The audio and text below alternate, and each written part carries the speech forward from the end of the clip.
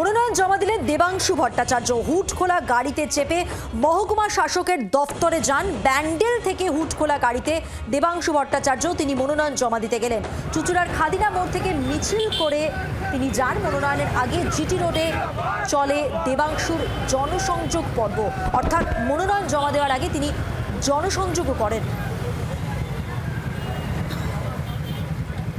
বিধান সরকার প্রতিনিধি রয়েছেন আমাদের সঙ্গে টেলিফোন লাইনে। বিধান, মনোনয়ন জমা দিলেন দেবাংশু ভট্টাচার্য, বেশ জমজমাট ছিল এই মিছিল এবং তিনি জনসংযোগও করেন।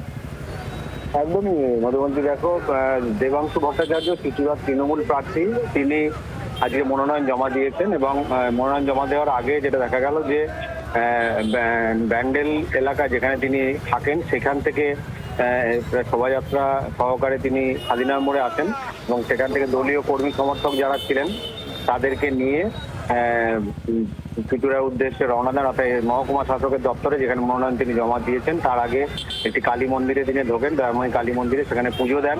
তারপর তিনি দলীয় কর্মীদের নিয়ে একেবারে সরাসরি পৌঁছে যান ওই মনোনয়ন জমা দেওয়ার জায়গায়।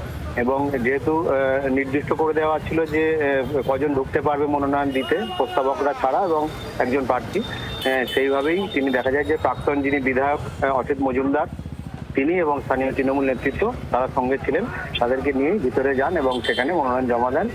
জমজমাট মনোনয়ন জমা দেওয়ার যে শোভাযাত্রা সেটাই দেখা গেল দেবাংশু ভট্টাচার্যের সঙ্গে। পাশাপাশি এখানে বলাগড়ের যিনি তৃণমূল প্রার্থী রঞ্জন ধারা তিনিও এসেছেন, তিনিও কিন্তু বাজনা বাজিয়ে এখানে যে তৃণমূল কর্মী সমর্থকরা তারা উল্লাস করছে, অর্থাৎ মনোনয়ন জমা দেওয়ার পর।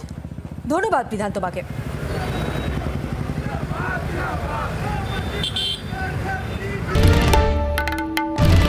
বাংলার আওয়াজ, বাঙালির আবেগ, জি 24 ঘন্টা।